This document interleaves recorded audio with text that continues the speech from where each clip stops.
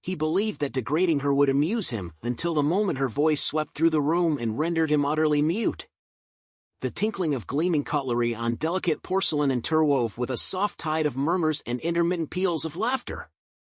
At an upscale steakhouse nestled in the heart of Charleston, dining was more than mere sustenance, it was a grand stage where affluence flaunted its might. Sparkling crystal chandeliers bathed tables draped in crisp white linens in a warm, honeyed glow that murmured secrets of exclusivity from every secluded corner. Richard Sterling reclined in his chair, his gleaming timepiece dancing with the light as he leisurely swirled a glass of rich crimson wine. Every fiber of his being radiated authority, from the impeccably cut suit to the natural poise that compelled others to make way as he passed.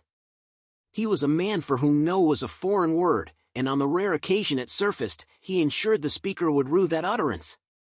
On the opposite side of the room, Ava Monroe glided with honed grace, deftly balancing a tray as she navigated the maze of tables. Nearly 3 years at this refined establishment had taught her precisely whom to engage and whom to serve without fuss. Figures like Richard Sterling belonged to the latter group. Ava, though often simply known by her quiet resolve, never balked at the work. She did not yearn for limelight or pity. The long hours drained her, yet they kept the bills paid, and in fleeting pauses between orders, her dreams wandered, not of escape, for she was grounded in practicality, but of a realm where her true gift could soar. For Ava possessed a voice capable of halting time, of filling an entire room with raw emotion, of evoking something profoundly real. And tonight, while she intended to remain just another server, Richard Sterling's designs would soon shatter that complacency. Richard Sterling was not merely affluent, he belonged to that rare breed of wealth that unsettled the timid. A shrewd venture capitalist with a merciless reputation, he delighted in reducing others to insignificance, simply to relish their scramble.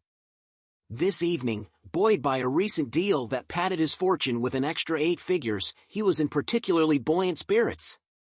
To mark his triumph, he gathered a cadre of his cohorts for dinner. Their uproarious laughter drowned out the establishment's customary refined murmur. Meanwhile, the waitstaff flitted about like seasoned performers, promptly refilling glasses and whisking away plates lest they tempt Richard's notorious ire.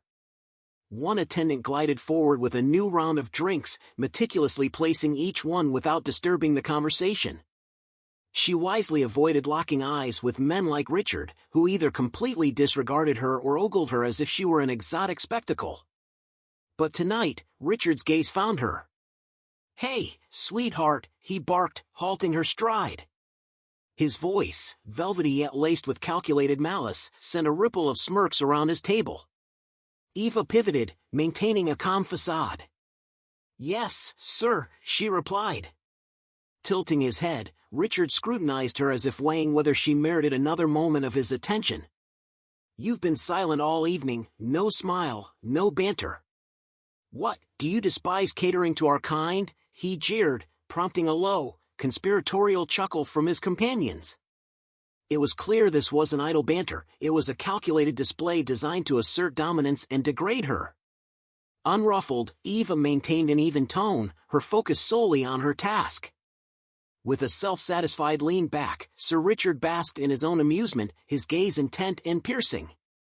He sipped his drink slowly, letting the quiet stretch out like a drawn bowstring, and then, as if struck by a mischievous epiphany, he beamed. "You know what? I think we're in dire need of some entertainment. Why not grace us with a song?" Those words hit her like a stinging slap. Eva's fingers fluttered, gripping the tray a bit tighter as the table's laughter swelled. A handful of nearby patrons turned their heads, their expressions shifting from intrigue to uneasy. Richard's smirk deepened as he taunted, "Come now, don't be so grim. Surely, you harbor a hidden talent beyond just balancing plates?" Eva sensed the weight of every gaze upon her, even the bar staff had fallen silent, and the hostess at the door hesitated, her stance betraying a struggle between intervention and inaction. Normally, no one dared disrupt such displays, but tonight, silence was no longer an option. In the hushed courtroom beyond the clamor of the dining room, the document clutched by Judge Cartwright felt unexpectedly weighty. Though she had handled countless case files and sanctioned hundreds of decisions, never had a paper made her fingers quiver so. Her eyes drifted to the embossed signature at the bottom, Office of the Inspector General, Department of Justice, and the seal loomed over her like a silent accusation. For the first time in her distinguished career, the very bench beneath her seemed to tremble. Desperation crept in as she fought to regain control. "This is absurd," she scoffed, shaking her head in disbelief. "You march into my courtroom, brandishing a scrap of paper as if it holds some miraculous truth. If you truly had evidence, you'd have submitted it through the correct channels. Instead, you're here staging a spectacle." Unmoving and steely-eyed, Lawrence let silence hang heavy before he finally broke it. "We did file it, Judge. This is the proper channel." His words were so measured that only the most vigilant observers caught the brief hitch in Cartwright's breath. Then, Lawrence directed his attention toward the silent court clerk. "Check your system," he commanded in an even tone. "You'll discover that a federal case file was opened 3 days ago. Judge Cartwright is currently under review for judicial misconduct." The clerk hesitated before turning to her computer, the gentle click-clack of keys slicing through the thickening tension. The prosecutor cast a wary, almost distancing glance toward Cartwright, while the bailiff stood motionless, his face a mask of inscrutability, though his fingers now rested deliberately on his radio. The judge emitted a dry, mirthless laugh, shaking her head in disbelief. "This is absurd," she declared. Suddenly, the clock seemed to freeze, her eyes darted from the screen to Cartwright and back, and with a hard swallow, she murmured, "It's her." The room fell into a profound hush. Cartwright's lips opened, but no words emerged, trapped in a moment with no escape. Yet she persisted, quickly asserting, "This is a mistake, an error in the system, a politically motivated smear campaign." "That's enough," Lawrence interjected, his tone now cutting sharply, a clear departure from mere recitation to a stern admonition. He reached into his pocket and produced a small bundle of impeccably stapled pages, stepping forward to lay them decisively on the bench before her. 32 cases, he intoned. Cartwright's throat constricted at the weight of the words. 32 defendants who lodged complaints, Lawrence continued, his voice controlled yet incisive, 32 instances where you handed down the harshest sentences for trifling offenses, and 32 situations in which clear evidence of judicial misconduct was brazenly overlooked. Cartwright snorted dismissively, pushing herself back in her chair as if his revelations held no consequence. "I follow the law, Agent, I do not create it." Lawrence's steady gaze never faltered as he tilted his head slightly. "No, but you do determine its application, and from what we've observed, you've wielded it with alarming selectivity." He then retrieved another sheet, flicking it in her direction. In 2019, a white college student was caught with a felony-level stash of narcotics and was granted probation with a diversion program, he recited, then turned to another record. The same year, a black teenager, found with half that amount, received a decade with no prior record. A subdued murmur rippled through the courtroom. Cartwright's fingers dug into the wooden bench as she began, "I don't remember every detail of every case," but Lawrence interjected with another document. In 2021, a man nabbed for shoplifting baby formula, for whom the public defender pleaded for clemency, was handed a 5-year sentence. He flipped to yet another page. The same year, a bank executive convicted of embezzling $2 million was granted probation coupled with a mere fine. The murmurs swelled in volume, a voice from the gallery muttered, "Jesus." Cartwright's face flushed with indignation as she insisted, "I rule strictly by the law, context matters, context." Yet Lawrence's voice, calm on the surface, carried an undercurrent of searing precision. "Now, what context justifies incarcerating a struggling single father while allowing a wealthy man to stroll free?" he challenged. Cartwright found herself utterly speechless, there was simply no valid answer. The atmosphere grew oppressively dense, the tables had turned, and now she was the one under scrutiny, with her authority crumbling further by the moment. Then, as if compelled by fate, the very first note unfurled from her lips, a soft whisper barely piercing the subdued hush of the restaurant, delicate and measured. But in mere seconds, that note blossomed into a rich, resonant cadence that soared above the palpable tension. It transcended mere melody, it was an act of reckoning. Her voice bore the weight of raw emotion, unsullied by vanity or conceit. The melody wound itself through every nook, saturating the space with an unanticipated, authentic force. Richard's smirk faltered as Eva sang, not as if she needed to prove herself, but as though she had an inexhaustible well of gifts to share. Her voice did not plead for approval, it commanded attention, trembling with a quiet, formidable strength and a profound depth that seemed to shrink the room, as if the very walls were closing in. In that instant, all conversation ceased, the laughter and derisive remarks evaporated. A waiter, mid-motion setting down a wine glass, froze. A woman at the bar, her lipstick poised at the rim of her martini, hesitated from taking a sip. Even the manager, who had maintained a safe distance, leaned forward with rapt focus.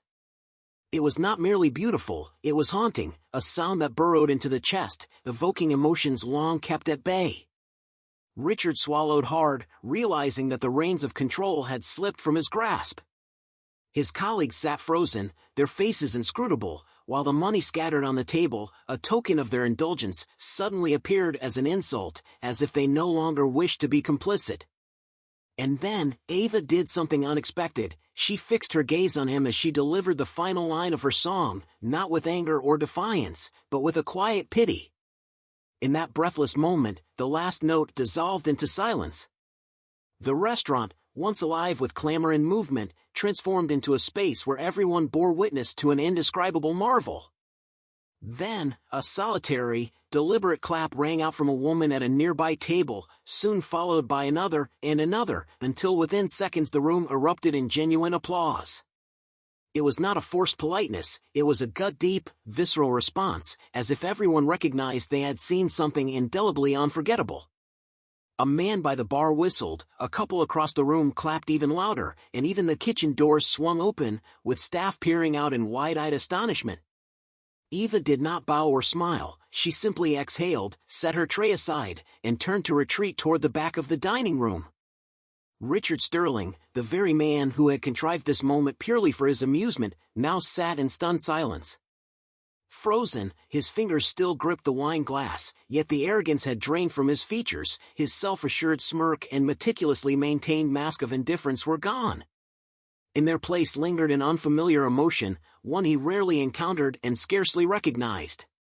He had anticipated humiliating her, expecting a performance so dismal it would later fuel laughter over cigars with his cronies.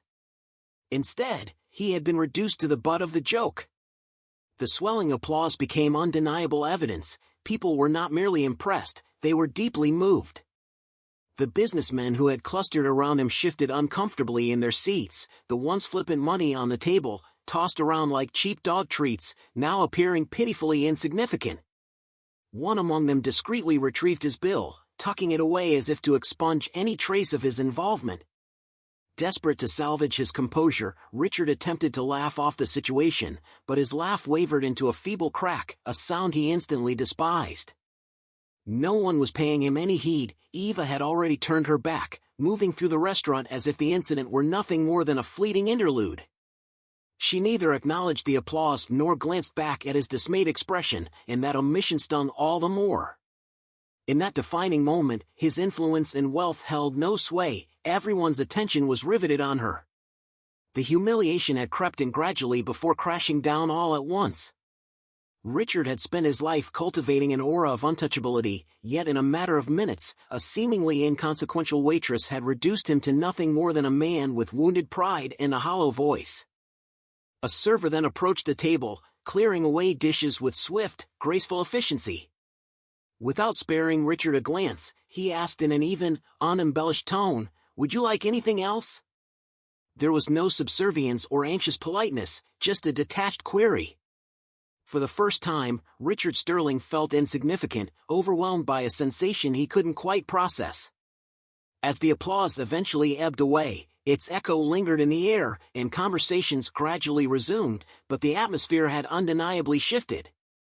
Some guests exchanged furtive glances at Eva as she glided among the tables, no longer simply a background figure. Others murmured about a voice that transcended mere entertainment, one that demanded genuine respect. Richard Sterling, meanwhile, remained mute. His drink, once a symbol of his self-assured, smug satisfaction, sat untouched, as the crushing weight of his own folly pressed upon him with an alien discomfort he could not shake. The bitter truth was that he had always assumed his wealth rendered him invincible, that no matter how harshly he treated others, the world would dutifully yield to his whims. Yet tonight had unveiled an unforeseen force, the raw power of dignity. Eva had not met his provocation with anger, nor had she shrunk from his leering stares. Instead, she had unleashed her talent in a way that was far more devastating. She allowed her inner brilliance to speak, and in doing so, rendered him utterly silenced. Near the bar, the restaurant manager observed with arms crossed and an inscrutable expression. He understood perfectly what had just transpired, and he was acutely aware that when Richard Sterling next returned to this refined venue, the staff would no longer dash to attend to him, because once respect is forfeited, it is exceedingly difficult to regain. As Ava moved on to clear another table, an older woman reached out and gently placed her hand on Ava's arm. "That was exquisite, dear," she murmured warmly, her eyes brimming with genuine admiration. Truly beautiful, Ava thought, not for Richard, nor for the raucous applause, but for herself. She hadn't merely survived the night, she had claimed it entirely. And as for Richard, he would leave that evening with one irrefutable truth: no amount of wealth could ever purchase the kind of respect Ava had so effortlessly commanded. Sometimes, the most potent response is not a shout or a battle, it is the quiet assertion that only you have the authority to define your own worth. In that transformative moment, dignity and talent triumphed over arrogance, proving that genuine power is not born of riches or status, but of the grace with which one meets disrespect.